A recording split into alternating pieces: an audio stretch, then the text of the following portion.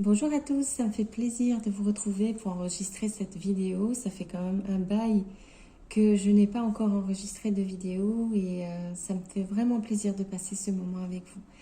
Alors avant de commencer et vous donner un peu les nouvelles, je voudrais vous dire bienvenue à vous si vous êtes de passage sur cette chaîne. Si vous êtes tombé ici par hasard, si malheureusement vous avez tapé les mots deuil, perte, séparation, maladie, ce genre de mots-là, eh bien, vous êtes au bon endroit. J'ai créé cette chaîne au moment de la mort juste après la mort de ma sœur jumelle. 3 semaines en fait. Il m'a fallu quand même 3 semaines où j'ai perdu ma sœur parce qu'elle était malade du cancer et que ça a duré pendant 4 ans. Et voilà. Donc j'ai ressenti un énorme vide et puis une grosse incompréhension de ce qui m'arrivait parce que nous étions très fusionnels, ma sœur jumelle et moi. Et j'ai beaucoup souffert avec elle pendant les derniers temps de sa maladie. Et je n'ai pas trouvé d'aide sur les chaînes YouTube que je cherchais. Je n'ai pas trouvé d'aide. Donc j'ai simplement décidé de créer cette chaîne pour vous raconter un peu ma vie à moi maintenant. Alors ça ne va pas vous donner comment dire, des choses miraculeuses parce qu'on ne peut pas faire autrement que d'affronter ce qu'on est en train de vivre comme épreuve. Mais j'espère que simplement passer du temps avec moi, passer du temps à écrire des commentaires ou simplement échanger les uns les autres par le biais des commentaires, eh bien ça peut déjà faire un petit quelque chose qui peut faire du bien au cœur. Voilà. Alors, vous pouvez donc tout simplement vous abonner à cette chaîne et puis consulter les anciennes vidéos que j'ai postées. J'étais beaucoup plus prolifique l'année dernière.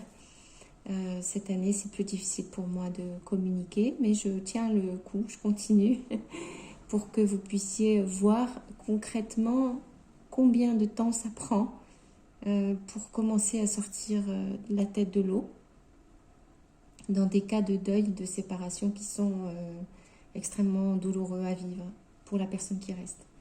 Voilà, donc je suis contente de vous accueillir, je suis contente que vous soyez là, je suis contente de passer ce temps avec vous. Donc là, je reviens donc pour vous donner les nouvelles. Je suis restée 6 semaines et demie dans mon isolement forcé. Je compte les semaines, je compte les jours. Et aujourd'hui, c'est le jour où je vais sortir de mon isolement. Je vais retrouver un peu de liberté. Je vais retourner à la société. Je ne sais pas comment vous dire. Je vais sortir de mon isolement, c'est ça. Je vais prendre le train aujourd'hui pour quitter la Bretagne et aller à Paris pour un petit séjour. Je ne sais pas encore combien de temps. Parce que c'est difficile pour moi de sortir de mon terrier maintenant et d'accepter de vivre au contact des autres. En fait, si vous m'avez suivi depuis le début, vous savez que voilà, je me suis réinstallée en Bretagne depuis le mi-janvier et que je suis dans une situation où je suis dans un appartement neuf que je n'ai pas encore aménagé et avec lequel j'ai tous les souvenirs de ma soeur jumelle avec moi. Et voilà, j'ai une place dans ma chambre où j'ai une grande étagère qui monte pratiquement jusqu'au plafond avec toutes les affaires de ma soeur jumelle. Et c'est comme un totem, vous voyez les totems des Amérindiens, là, l'image qu'on a, où vous voyez des Indiens d'Amérique, où on voit un énorme arbre, on n'a que le tronc, il est très haut, quoi, et il est sculpté, il est imposant, il est là tout seul, mais il est imposant. Et ben pour moi, c'est mon totem, en fait. J'ai mis un totem dans ma chambre, des affaires de ma soeur jumelle. Donc je ne les ai pas à la vue parce que j'ai mis un tissu, parce que c'est très haut, donc j'ai mis un tissu sur le dessus et puis sur la façade face à moi, j'ai fait tomber comment on appelle ça, comme un drap de plage, c'est en paille en fait, je sais pas du tout comment ça s'appelle ce truc, mais c'est voilà, c'est comme une petite natte de paille ou de bambou. Normalement, ça se met par terre quand on va à la plage. Et ma soeur, elle avait acheté, je me souviens, elle avait insisté pour acheter ce truc pour que les fois où on allait à la plage, qu'on puisse être à l'aise. Et j'ai un très beau souvenir avec ça parce qu'on était allé sur une des plages que j'adore ici. C'est un peu la plage sauvage pour moi. J'aime bien parce que c'est des grandes vagues. C'est très impressionnant. C'est voilà, des grosses dunes de sable. Et oui, oui, je suis en Bretagne. C'est bien de ça dont je parle. Il y a bien sûr, il y a des surfeurs qui viennent dans ces eaux-là. Et c'est un endroit un peu, j'allais dire, qui me rappelle beaucoup l'Australie. Le voyage que j'avais fait en Australie était un peu merveilleux pour ça, pour moi, parce que j'étais allée en Australie de l'Ouest. Et là-bas, il y avait des plages magnifiques avec vraiment des endroits très sauvages et toute cette ambiance marine, cet univers comme ça, marin, que j'aime beaucoup. Et donc ce jour-là, on s'était mis sur cette plage, ma soeur et moi, et il faisait beaucoup trop chaud. Et oui, oui, je vous parle de la Bretagne. Le soleil ici, il est absolument cuisant quand c'est la saison. Évidemment, c'est pas comme ça toute l'année, mais quand c'est la saison, c'est extrêmement chaud et c'était intenable. Intenable d'être sous le cagnard, quoi. Donc on avait utilisé cette espèce de, je sais pas, de tapis en paille là, qui se déroule, et on avait planté deux piquets, puis on avait fait une espèce de tente avec ça, voilà, pour se mettre en dessous. Et bien figurez-vous que ça marchait super bien. C'est de la débrouille, mais on a pu mettre le visage, le haut du corps à l'abri, à l'ombre, et là il y avait une petite brise qui passait. Je vous raconte pas le truc génial. Et on était tellement contents toutes les deux. C'est bien simple, quand on se retrouvait toutes les deux, le monde s'arrêtait. Je veux dire, je sais pas comment vous expliquer, c'est pas que le monde s'arrêtait, c'est que le monde était magnifique devant nous. Et on a l'impression que tout était, c'est comme une partition parfaite, tout jouait merveilleusement bien. Je sais pas comment vous expliquer cette impression d'être totalement nourri, d'être dans la plénitude, dans la satisfaction totale, d'avoir exactement tout ce qu'il vous faut. Il ne manque rien. Donc moi, je me sentais comme ça quand j'étais avec ma soeur jumelle, et je sais qu'elle aussi.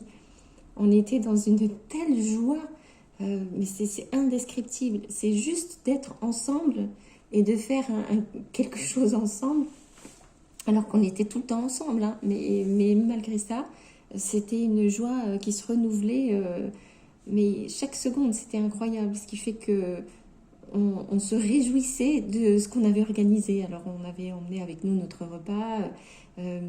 Forcément, on avait emmené des fruits. On avait choisi les fruits. Je pense que ces jours-là, on avait amené des mangues avec nous. Donc, on les avait... Vous savez, quand on achète des mangues, c'est tout un fruit qui se respecte parce qu'il faut attendre qu'il mûrisse. Alors, chaque jour, on le regarde et on regarde pour voir à quel point...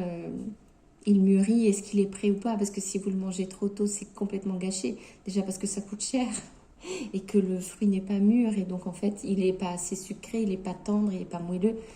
Et s'il est trop mûr, et c'est trop tard. Du coup, il a un petit goût pourri, c'est pas agréable. Ou alors, on est obligé d'enlever une partie parce qu'elle est déjà trop moisie. Donc, c'est le juste moment. Et voilà, donc je pense qu'on avait emmené des mangues avec nous et on les avait dégustées, on les avait savourées sur la plage comme ça avec ce soleil. Donc oui, ce petit tapis de paille me rappelle ce moment. Et puis surtout, ça me rappelle ma soeur jumelle qui avait toujours l'habitude d'acheter tout ce qu'il fallait en fait. Elle avait l'habitude de toujours bien s'équiper. Elle aimait bien être dans le confort. Il fallait qu'il y ait ces petites choses... voilà, moi à côté d'elle, j'étais toujours hyper rustre. En fait, j'étais vraiment. En gros, j'aurais eu un couteau et un silex, c'était suffisant. Alors que, effectivement, quand j'étais à côté d'elle, j'avais vraiment l'impression d'être, vous savez, super rustre à côté de quelqu'un de très élégant, quelqu'un de très raffiné. Et de toute façon, vous l'auriez connu, il n'y aurait pas eu le doute, vous l'auriez vu, hein, vous auriez vu que vous aviez les deux versions dans notre gémellité. Ça ne veut pas dire que moi, je sais pas être élégante ou quoi, mais je vous assure que... Oui, là c'est évident, vous voyez bien à chaque fois comment je suis hyper naturelle, je me maquille pas. Là j'ai fait ma coloration dans mes cheveux parce que je suis un peu obligée, je vous expliquer pourquoi. Mais sinon voilà, je suis complètement naturelle tout le temps. sincèrement, je fais même pas vraiment attention, surtout en ce moment, parce que j'ai pas le cœur en joie. Je fais pas attention à ce que je mets, voilà, je suis pas bien. Donc, mais ma soeur jumelle, non. Elle était incroyablement mignonne dans sa façon de se préparer. Elle avait toujours des petites boucles d'oreilles, elle avait toujours euh, quelque chose pour la rendre un petit peu plus jolie. Elle avait toujours des vêtements toujours magnifiquement bien pliés, ce qui fait que quand elle les portait sur elle, ben, il y avait comme une espèce de... Elle avait du charisme en fait, je crois. Je crois que ça s'appelle comme ça. Et quand je la regardais, je me disais, mais mon Dieu, mais comment c'est possible? Comment c'est possible que moi, à côté, j'ai l'impression toujours d'être une serpillière. Ouais, je sais bien que c'est pas vrai, parce qu'il y a des fois aussi, j'ai été très bien, que je suis capable aussi de me mettre à mon avantage, mais voilà, mais c'était drôle, quoi. Et donc, effectivement, elle avait eu cette idée d'acheter cette... je me rends compte que je vais faire toute cette vidéo à vous raconter cette histoire de tapis de bambou. En même temps, je vous le dois bien, c'est vrai que depuis le début que j'enregistre des vidéos, je vous donne que de la tristesse et de la douleur et que j'ai pas été capable de fouiller dans les souvenirs parce que la plupart du temps ça me fait très très mal. Et d'ailleurs je le sens déjà là, j'ai déjà, de parler de ma soeur, j'ai mal au ventre, j'ai la nausée qui remonte et puis j'ai envie de vomir en fait. Donc j'ai vraiment des manifestations physiques encore de la douleur. Mais là je vais rester sur cette idée de tissu, enfin de tapis en paille là et je me disais, je me souviens très bien, j'étais allée avec elle dans le petit supermarché. Je fais l'effort de rester sur cette histoire, vous l'avez compris, mais nous étions toutes les deux allées dans le petit supermarché à côté des plages, de là où on habitait. Et puis, elle tombe sur ce truc, elle me dit, ah là, il faut absolument qu'on le prenne et tout. Je lui dis, oh, mais non, oh là là, Selma, ça va être chiant, ça va être pénible. Alors déjà, moi, je déteste mettre les pieds dans un supermarché, je déteste ça. Et elle adorait ça. Elle aimait bien regarder chaque chose. Elle se demandait, est-ce que je le prends, je le prends pas. En fait, c'est parce qu'elle faisait une joie de remplir son intérieur, de choisir chaque élément. Alors que moi, en fait, ce que j'aimais bien, déjà, j'aime le vide. J'aime pas être encombrée. Et puis, j'aime bien que ce soit utile et puis, bon, qu'il y ait une harmonie générale et puis ça suffit. Et elle aime bien utiliser en fait les différentes choses. Donc elle va apprécier regarder tous les rayons et voilà. Et regarder les objets, etc. Et moi, rien que de mettre les pieds dans un supermarché, je me sens asphyxiée immédiatement. En fait, je disais toujours à ma soeur jumelle, tu sais très bien que j'ai à peu près 10 minutes de cerveau. Dans 15 minutes, il faut que je mette les pieds hors de ce supermarché parce que je vais me dévitaliser. En fait, j'ai un problème énergétique, c'est que dès que je mets les pieds dans un supermarché, je suis une baignoire trouée d'énergie. Toute mon énergie fuit en fait. Et je me sens de plus en plus fatiguée, de plus en plus lourde. Dites-moi en commentaire si ça vous fait ça vous aussi. Mais quand je marche dans les allées, déjà il y a la lumière artificielle comme ça, que je déteste vraiment. Et puis il y a ce côté extrêmement, je ne sais pas comment vous dire, chimique ou alors c'est les matériaux qui sont utilisés, je ne sais pas ce que c'est. Et le fait d'avoir le plafond bas, j'étouffe en fait. J'ai l'impression d'être un animal en cage. Je ne supporte pas d'être enfermée et j'ai besoin de sortir très vite. Seulement, je ne le fais pas. Très souvent, en fait, je finis moi-même par tomber dans le piège de perdre du temps à chercher un truc, à hésiter ou douter. Et là, c'est foutu. Donc là, je passe dans une phase où j'appelle ça, j'ai plus de jambes. On parlait comme ça, ma soeur et moi. J'ai plus de jambes, ça veut dire que j'ai plus d'énergie et je marche comme un robot en me traînant, c'est-à-dire que mon point de gravité, vous savez, quand vous marchez, vous avez toujours un point de gravité, c'est-à-dire dans le sens un centre d'équilibre.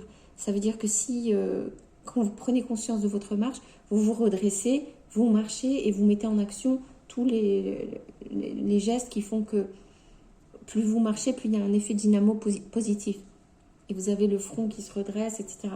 Mais plus vous êtes écrasé par une espèce d'énergie pesante, plus vous avez tendance à vous tasser, la colonne vertébrale se tasse, ensuite le bassin se tasse, les jambes se plient un petit peu, et puis on n'arrive plus à réfléchir et on a le front qui tombe un peu comme ça.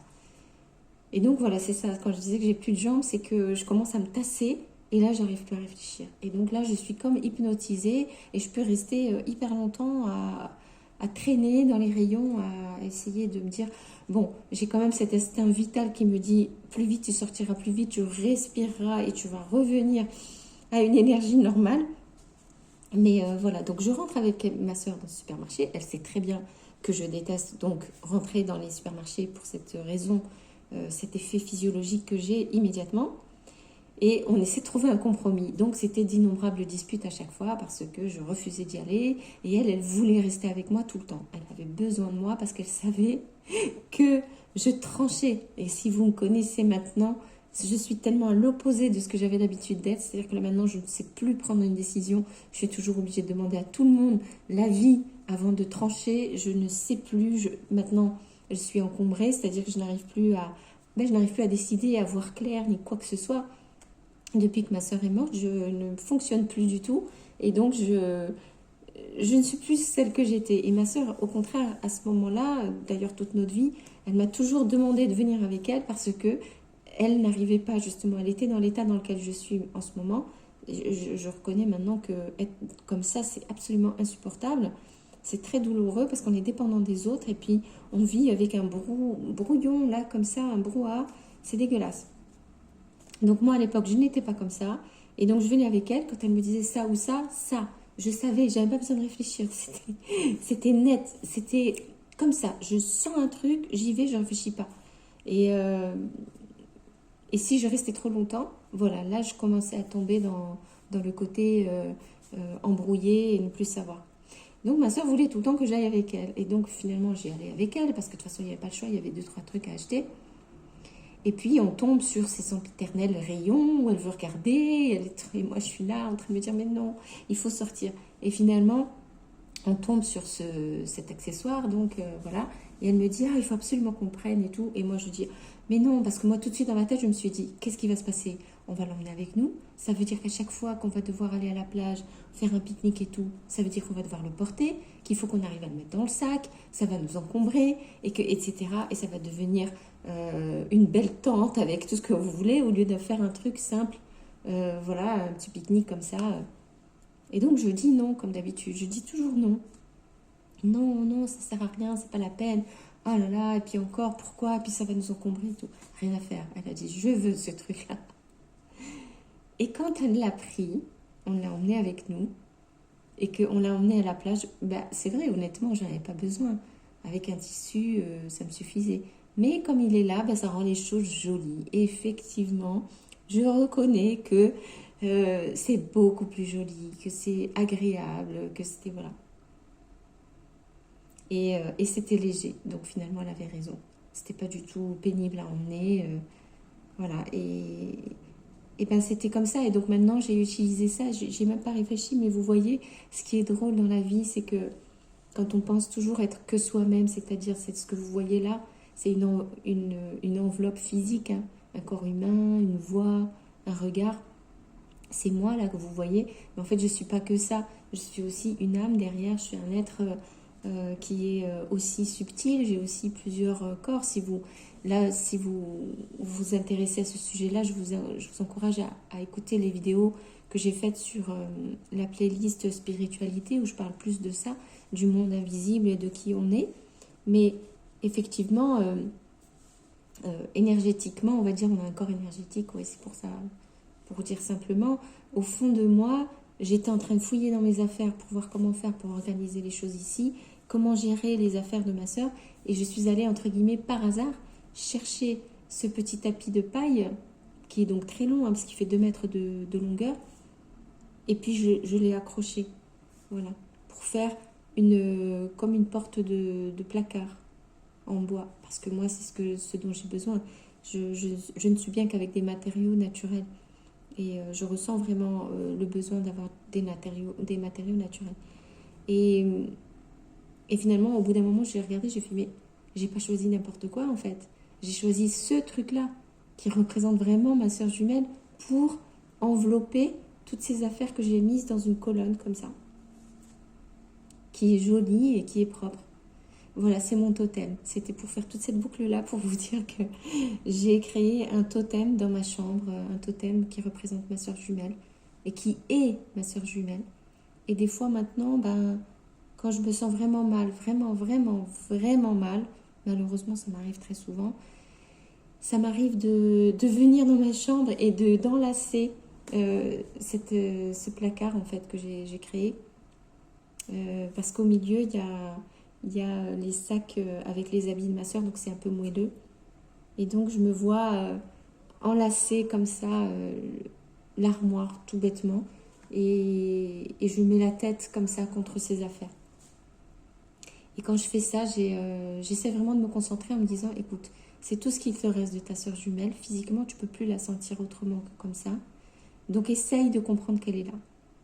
Essaye de comprendre qu'elle est là, que c'est elle, et que je n'ai plus physiquement l'occasion de sentir physiquement son contact depuis qu'elle est morte. Donc là, ça fait plus d'1 an maintenant, ça fait 1 an et 4 mois, presque, 3 mois et demi. Donc quand je le fais, je m'arrête et je pense, c'est ma sœur que je tiens dans mes bras. C'est ma sœur jumelle que je tiens dans mes bras. Et j'essaie de me dire, elle aussi, ça lui ferait du bien de me prendre dans ses bras. Parce que c'est ce qu'on aimait. Voilà. Et voilà. Donc ça, je vous raconte vraiment quelque chose de très intime pour moi. C'est vrai, de l'extérieur, ça peut paraître complètement débile d'enlacer un totem comme ça. Mais il y a un moment donné, je crois que le contact physique, on en a besoin. Et là, je me dis toujours, vous savez, c'est comme les athlètes de haut niveau, c'est très connu que quand on utilise beaucoup en médecine naturelle, quand on ne peut pas agir avec le corps parce que soit on est handicapé, soit il y a quelque chose qui nous bloque, etc. Et donc ça, c'est pour les handicapés, mais pour les sportifs, quand on est en train de préparer une compétition, parmi la préparation qu'on fait, il y a cette fameuse phase de visualisation où on ne bouge pas, on ne fait pas l'exercice physique en question, mais on le mentalise et on le visualise dans la tête qu'on est en train de le faire. Et c'est prouvé scientifiquement que le corps comprend exactement à la même réaction que si vous le faisiez vraiment physiquement. Il y a un processus chimique qui se met en route dans le corps qui correspond exactement. Tous les signaux correspondent exactement à la même chose que si vous l'aviez fait vous-même physiquement, l'effort physique en question. Donc c'est quelque chose que les personnes handicapées peuvent aussi énormément utiliser pour accélérer les guérisons quand c'est des handicaps qui peuvent être récupérés. Et donc c'est ce que je fais avec ce totem de ma sœur jumelle, c'est que je me dis, bien sûr que c'est pas ma sœur jumelle, c'est pas un être vivant, mais ces objets, je ferme les yeux, j'enlace ce totem et je me dis, eh bien, imagine que c'est ta sœur que tu tiens dans tes bras. Et je vous assure que des fois ça marche bien. Des fois je me rends bien compte qu'il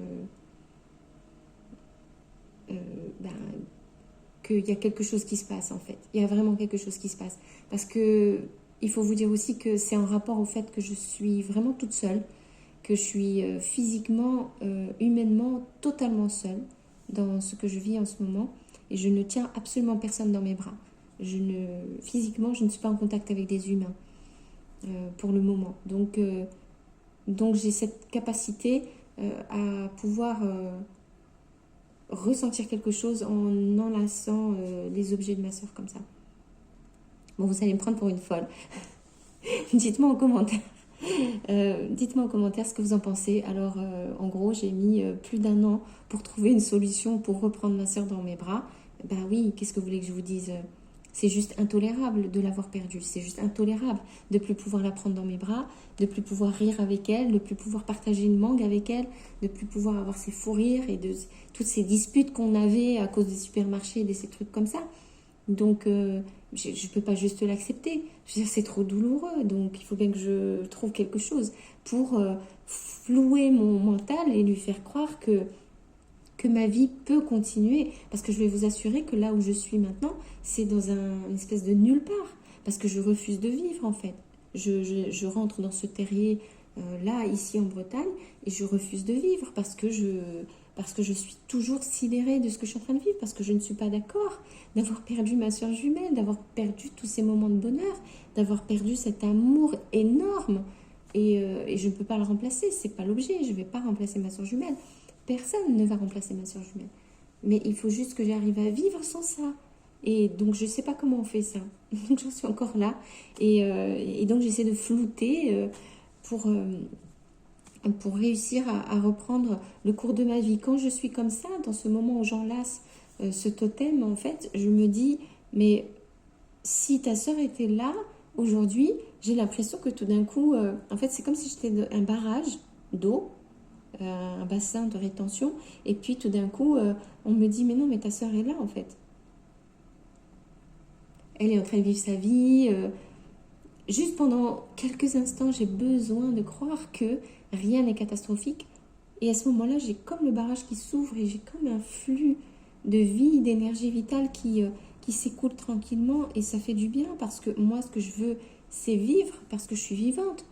Ben, sinon, je préfère être morte en fait. Et là, je suis juste en train non, agoniser. Voilà, donc je suis en train d'agoniser depuis qu'elle est morte en fait. Et je ne meurs pas pour autant. Et je ne vis pas non plus. Donc c'est horrible, en fait d'être entre deux comme ça.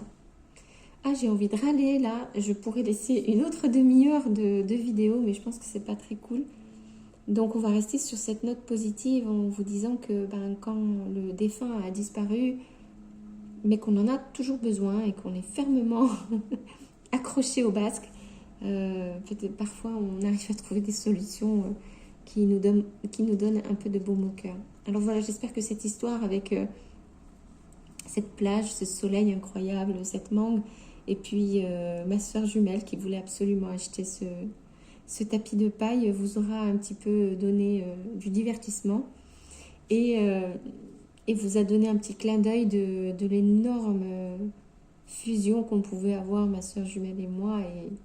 Et je suis sûre que vous avez vécu la même chose vous aussi avec votre défunt. Et vous avez ces fameux souvenirs où tout était absolument parfait à des moments bien spécifiques, où vous étiez en harmonie les deux ensemble, pas en colère, parce qu'évidemment on connaît toutes les émotions. Ces moments d'harmonie totale et voilà. Bon, allez, je vous souhaite vraiment de prendre soin de vous. Je vais essayer d'enregistrer rapidement une autre vidéo pour vous donner des nouvelles. Parce que je vous avais promis de donner des nouvelles, donc je vais le faire. Mais je vais faire une autre vidéo pour ça. Prenez bien soin de vous et moi je vais faire pareil. Je vais essayer de prendre soin de moi. À très vite pour une prochaine vidéo.